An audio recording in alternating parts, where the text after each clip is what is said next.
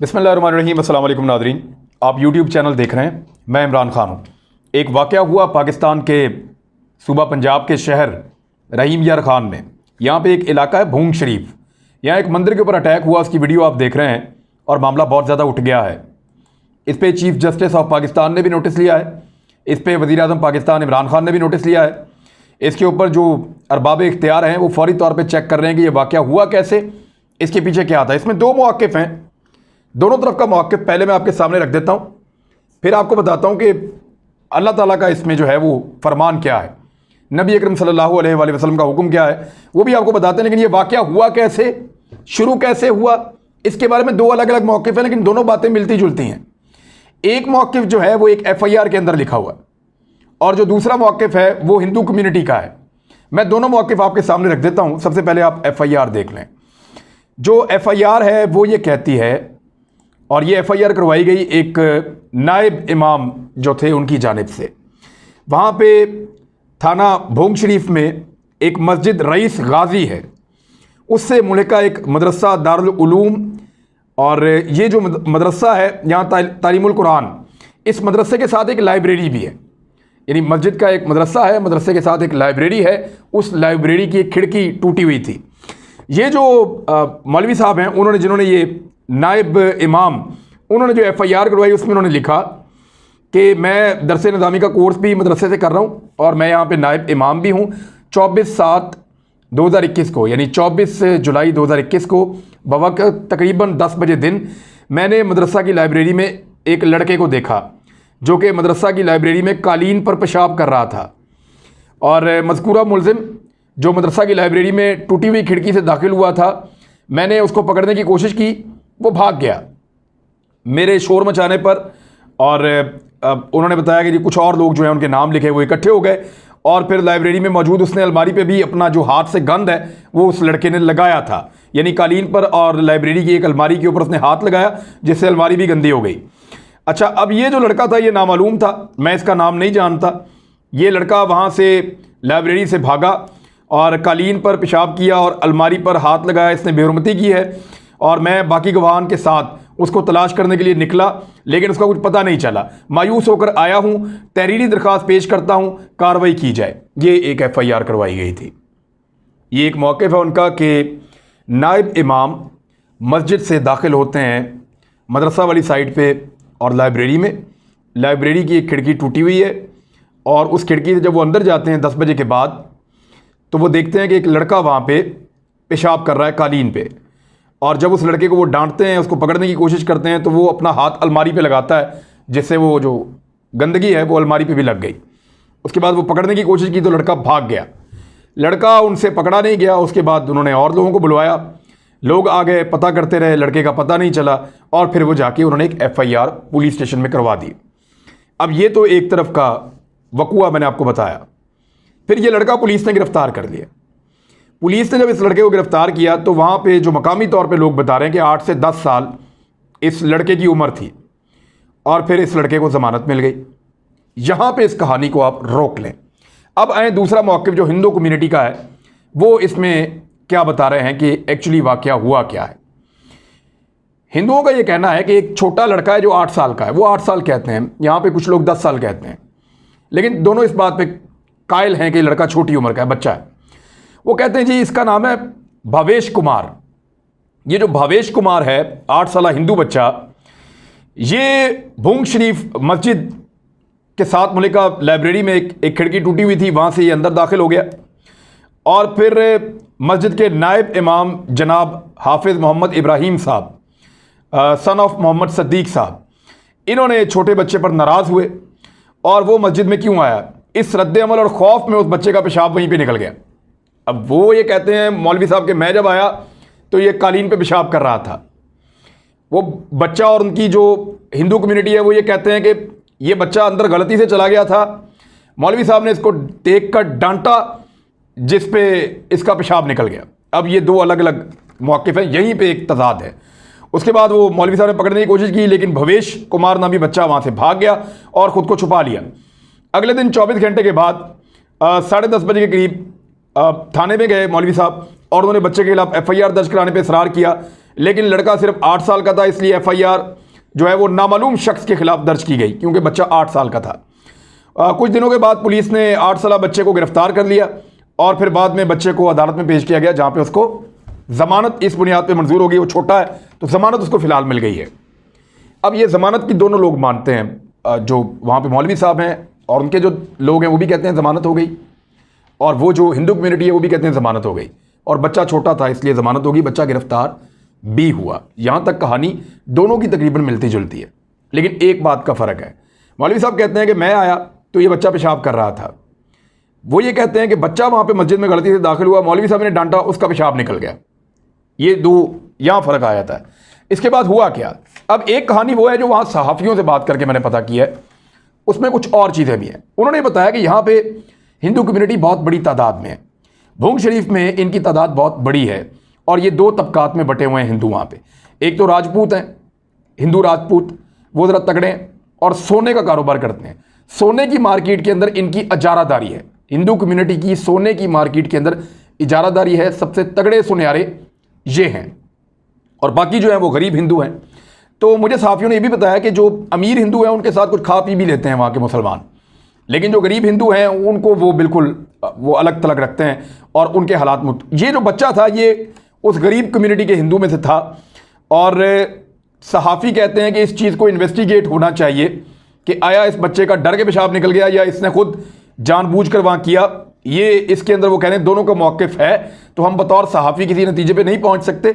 लेकिन इस खित्ते में, इस इलाके में ऐसा कभी कुछ हुआ नहीं कि कोई हिंदू मुस्लिम लड़ाई हुई हो, कोई झगड़ा हुआ हो, या कोई नफ़रत हो, या हिंदू कभी मुसलमानों के खिलाफ कोई बात कर रहे हों, या मुसलमान कभी हिंदुओं के खिलाफ कोई बात कर रहे हों।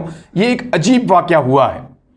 तो ये कहना कि जानबूझकर कोई हिंदू आके बेहुरमती करेगा, ये भी ऐसा भी नहीं, कहते इसके इम्कानात भी नहीं हैं। ये उन्होंने वहाँ के लोगों ने, मकामी जो सहाफ़ी हैं, उन्होंने ये बात की है। अच्छा, यहाँ पे आपको मैं एक पोस्ट दिखाता हूँ, इस पोस्ट को ज़रा आप गौर से देखें। ये पोस्ट लिखी है एक वहाँ का ताजिर है, उसने। इस पोस्ट में वो ताजिर लिखता क्या है? आज के बाद जो हिंदू मुसलमानों के बर्तनों में खाता पीता देखा गया उसका जिम्मेदार वो खुद होगा, ख़ासकर भूंग शरीफ में। अब ये एक पोस्ट ऐसी आ गई कि जहाँ से नफ़रत का एक नया आगाज़ हुआ। ये जो रज़ाक सोमरू नाम का ताजिर है, इसने ये पोस्ट लगाई सोशल मीडिया पे। अब इसको डिलीट कर दिया इसने, क्योंकि इसको गिरफ्तार कर दिया गया था। हिंदुओं ने इसके खिलाफ और मकामी लोगों ने एप्लीकेशन दी कि जनाब ये कुछ लड़ाई करवा देगा और ये हालात ख़राब करवा देगा ये ताजिर। इस ताजिर ने ऐसा क्यों किया, इसका जवाब मैं ढूंढ रहा था तो पता चला कि ये ताजिर भी सुनहरा है और ये चाहता है कि इसका कारोबार भी ऊपर है। अब ये कारोबारी मामला है, वहाँ पे हिंदू भी कारोबार करते हैं सोने का, ये भी कारोबार करता है सोने का, तो वहाँ पे एक मुकाबला भी है। तो ये ताजिर भी क्योंकि सुनहरा है, तो इसने, इसका नाम है जी अब्दुल रज़ाक सोमरू, ये गिरफ्तार हो गया। पुलिस ने इसको पकड़ लिया कि आप इंतशार फैला रहे हैं इस इलाके में। पुलिस ने इसको पकड़ा तो पीपल्स पार्टी का एक MPA है, अब वो बीच में आता है। ये यहाँ से MPA है, इसका नाम है रईस नबील। आप चेक कर लें जाके रईस नबील को। ये पाकिस्तान पीपल्स पार्टी का मौजूदा MPA है जो रमीर खान भूंग शरीफ से जीता हुआ है। ये जो MPA है, इसने रज़ाक सोमरू को सिफारिश करके छुड़वाया। ये बात तो मैंने कन्फर्म कर ली है कि छूटा कैसे। MPA साहब ने सिफारिश की थी कि मामला ख़त्म करते हैं, रफा दफा करते हैं। ये रज़ाक सोमरू को उन्होंने छुड़वा लिया। रज़ाक सोमरू के छूटने के बाद एक वाक़या होता है कि लोग बहुत बड़ी तादाद में भूंग शरीफ में दाखिल हो जाते हैं इस शहर में। याद रखिएगा, मैं आपको फिर बता रहा हूं कि जिन लोगों ने अटैक किया इस मंदिर के ऊपर, वो लोग इस इलाके के रहने वाले नहीं हैं। ये वहाँ के सहाफ़ियों ने मुझे कंफर्म किया है। सहाफ़ियों का ये कहना है कि हिंदू बहुत बड़ी तादाद में यहाँ रहते हैं और हिंदू मुसलमानों के साथ ठीक रहते हैं, वहाँ कोई प्रॉब्लम नहीं है। उनको अक़लियतों के हुकूक सारे ही हासिल हैं और पुरअमन तरीके से रहते हैं, कारोबार भी इकट्ठे करते हैं, इकट्ठे खा पी भी लेते हैं। लेकिन ये एक पोस्ट जब आई कि आज के बाद जो हिंदू मुसलमानों के बर्तन में खाना खाता हुआ देखा गया उसका जिम्मेदार वो खुद होगा, और ख़ास तौर पे भूंग शरीफ में। तो इसके बाद जो है वो इसको गिरफ्तार किया गया, बाद में इसको ज़मानत मिल गई, निकलवा दिया MPA साहब ने। जब इस बंदे को छुड़वाया गया तो इसके छूटने के बाद अचानक कुछ लोग दाखिल होते हैं बड़ी तादाद में, और ये लोग कच्चे के इलाके से आते हैं। यानी ये लोग रहीम यार खान के नहीं हैं, ये सराउंडिंग से आ रहे हैं, आसपास की आबादियों से आ रहे हैं। ये लोग कच्चे के इलाकों से आए और आकर इन्होंने भूंग शरीफ में रुख कर लिया शहर की जानिब। अब इनके पास दो डेस्टिनेशंस हो सकती थी, एक वो जा सकते थे हिंदुओं की बस्ती की जानिब और एक वो जा सकते थे मंदिर की जानिब। तो ये लोग मंदिर की जानिब बढ़ गए और हिंदू इस बात पे कहते हैं, वहाँ पे उन्होंने ये बात की है कि अगर ये हमारे घरों की तरफ आते तो हमारे पास अपनी हिफाजत का कोई ऐसा बंदोबस्त नहीं था। ये लोग बहुत गुस्से में थे। बहरहाल ये लोग मंदिर की तरफ जाते हैं और फिर मंदिर में जो हुआ वो आपने देखा, तोड़ फोड़, मारा मारी, बड़ी वहाँ पर उन्होंने आग लगा दी, मूर्तियाँ उनकी तोड़ दी और पूरे मंदिर को जो है वो तहस नहस करके रख दिया इन लोगों ने। ये बहुत गुस्से में थे। जब ये लोग बाहर निकले और वापस जा रहे थे तो रास्ते में एक अलम भी इन्होंने तोड़ दिया, उखाड़ दिया। उस पर इनके बीच में आपस में लड़ाई हो गई। यानी थे तो वो सारे मुस्लिम थे जो आए थे और पता नहीं उनको कोई क्या कहकर लाया था, लेकिन वो आपस में लड़ पड़े और उसके बाद उन्होंने जाके हाईवे को ब्लॉक कर दिया 3 घंटे तक। इन घंटों में जब वो आ रहे थे पुलिस नहीं आई, जब उन्होंने मंदिर तोड़ा पुलिस नहीं आई, जब उन्होंने आपस में लड़ाई की तब पुलिस नहीं आई, जब उन्होंने हाईवे को जाके 3 घंटे तक बंद किया तब भी पुलिस नहीं आई। पुलिस उनको नहीं रोक सकी। मकामी सहाफियों ने ये फुटेजेस हासिल की और इसको फैलाना शुरू किया। जब ये मामला खुला तो फिर असल बात शुरू हुई। प्राइम मिनिस्टर ने नोटिस लिया, चीफ जस्टिस ने नोटिस ले लिया है, पाकिस्तान भर में लोगों ने इसके ऊपर लान तान की कि ये क्या वाक़या है और लोगों ने कहा कि अक़लियतों को तहफ़्फ़ुज़ दिया जाए। अब भारत इसका फ़ायदा उठा रहा है। भारत की मिनिस्ट्री ऑफ एक्सटर्नल अफेयर्स के स्पोक्स पर्सन है, उन्होंने ये ट्वीट किया है और उन्होंने स्टेटमेंट दिया है इसके ऊपर और उनके स्टेटमेंट को जो है बहुत भारतीय मीडिया उठा रहा है। क्या क्या रहे हैं उसने कहा कि बड़ी डिस्टर्बिंग किस्म की खबरें आ रही हैं, रिपोर्ट्स आ रही हैं सोशल मीडिया के ज़रिए से कि एक पुरतशद्दुद हुजूम ने गणेश टेम्पल है रहीमियर ख़ान में, पंजाब में, पाकिस्तान में, और उसके ऊपर अटैक कर दिया है और वहाँ पे जो उनके होली जो वो आइडल्स या जो बुत उनके पड़े हुए थे उनको तोड़ दिया है और वहाँ पे आग लगा दी है और उन्होंने आसपास के घरों और बिलोंगिंग को और हिंदुओं की सारी कम्युनिटी को भी उन्होंने नुकसान पहुँचाया। हालांकि ऐसा नहीं है, वो एक मंदिर ही है जहाँ पे ये सारा नुकसान हुआ है, लेकिन अब इंडिया है वो इससे फ़ायदा उठाएगा। और ये कौन सा इंडिया, ज़रा इनको तो पहले जवाब दे दें कि ये खबर मेरे पास मौजूद है और ये एक नहीं है, बहुत सारी है और ये इंडिया से आई है कि 500 मसाजिद और मुसलमानों की इबादत गाहें उनको तबाह कर दिया गया गुजरात में और उनकी गवर्नमेंट इसमें मुलव्विस है। तो पहले उसका आप जवाब दे दें कि आपने मुसलमानों के साथ क्या किया है, आपने अक़लियतों के साथ क्या किया, आपने ईसाइयों के साथ क्या किया, दलितों के साथ क्या किया, मुसलमानों के साथ क्या किया, सिखों के साथ क्या किया। तो इंडिया तो इसके ऊपर बिल्कुल बात ना करे। दुनिया में अगर कोई सबसे बुरी जगह है अक़लियतों के लिए तो वो भारत है। लेकिन मैंने आपसे पिछली वीडियो में कहा था कि भारत फ़ायदा उठाता है हर चीज़ से, हर चीज़ से, तो वो इसका फ़ायदा उठाने की कोशिश कर रहा है। अब मैं आपको बताता हूं कि हमारा मजहब इस पर क्या कहता है, जरा क्लैरिटी आ जाए, क्योंकि यहाँ बहुत सारे लोग अफलातून बन जाएंगे कि तोड़ देने चाहिए मंदिर, गिरा देने चाहिए उनकी सारी चीज़ें, हिंदुओं को निकाल देना चाहिए। बहुत सारे ऐसे अफलातून आएंगे बिला वजह, मजहब के ठेकेदार बनते हुए। तो मैं उन्हें बताता हूँ कि नबी अकरम सल्लल्लाहु अलैहि वसल्लम के अहकामात इसमें क्या है। ये एक हदीस है जो मुख्तलिफ सहाबा इकराम से रवायत है और इसमें नबी अकरम सल्लल्लाहु अलैहि वसल्लम ने ये तहरीरी फरमान जारी किया था। अहद नबवी में अहले निजरान से एक मुआहदा हुआ था उसमें। अब ये फरमान मैं आपको एज इट इज़ पढ़ के सुना देता हूँ, आप इसका मतलब खुद निकाल लीजिएगा। अल्लाह ताला और उसके रसूल मोहम्मद सल्लल्लाहु अलैहि वसल्लम अहले निजरान और उनके हलीफ़ों के लिए उनके खून, उनकी जानों, उनके मज़हब, उनकी ज़मीनों, उनके अमवाल, उनके राहिबों और पादरियों, उनके मौजूद और गैर मौजूद अफराद, उनके मवेशियों और काफिलों, उनके स्थान यानी मजहबी ठिकाने वगैरह के जामिन और ज़िम्मेदार हैं। ये खुद जिम्मेदारी ली है अल्लाह ताला और उसके रसूल मोहम्मद सल्लल्लाहु अलैहि वसल्लम ने। जामिन और ज़िम्मेदार हैं, जिस दीन पर वो हैं इससे इनको ना फेरा जाएगा।